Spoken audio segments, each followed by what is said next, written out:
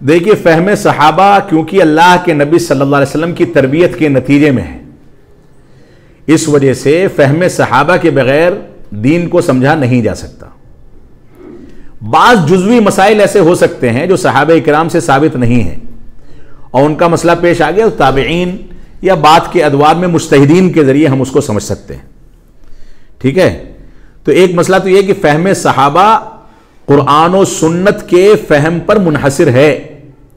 अगर कुरान को हम अपने फ़हम से समझते हैं तो गुमराह है, हदीस को अपने फ़हम से समझते हैं तो गुमराह है, और कुरान और हदीस को सहाबा इकराम के फ़हम से समझते हैं तो यही असल दीन है।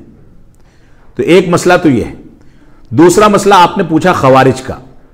खवारिज के बारे में अल्लाह के नबी सल्लल्लाहु अलैहि वसल्लम ने जब कुछ मसाइल जिक्र किया तो खवारिज में जो उनका सरगना था उसने कहा इअदिल, अल्लाह के नबी सल्लल्लाहु अलैहि वसल्लम मेरे साथ इंसाफ कीजिए। तो अल्लाह के नबी सल्लल्लाहु अलैहि वसल्लम ने कहा कि अगर मैं इंसाफ नहीं करूंगा तो कौन इंसाफ करेगा।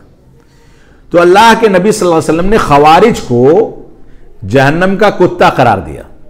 बात सही रिवायात में इस तरह का तस्करा मिलता है।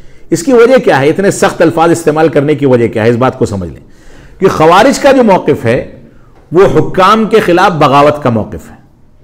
कोई भी हुकूमत हो हम उसके खिलाफ उठ करके हुकूमत बनाएंगे, और ये बागियाना तेवर जो होते हैं ये माशरे में अमन और सलामती नहीं आने देते, कत्ल खूरेजी होती है।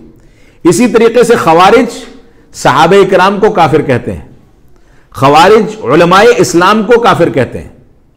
और खवारिज का एक बुनियादी नजरिया यह है कि वो आयतें जो काफिरों के बारे में नाजिल हुई हैं उन आयतों को मुसलमानों पर फिट करते हैं और मुसलमानों को इस्लाम से खारिज करते हैं।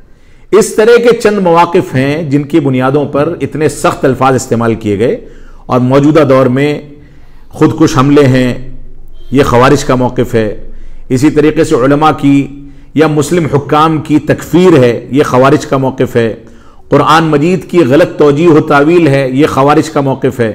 बहुत सारे ऐसे लोग जो हमारी जमात में शामिल हैं उनके भी बाज़ मवाक़िफ़ ऐसे हैं जो खवारिज से उनको मिला देते हैं। लिहाजा खवारिज की इन सिफ़ात की बुनियाद पर इतने सख्त अल्फाज इस्तेमाल किए गए।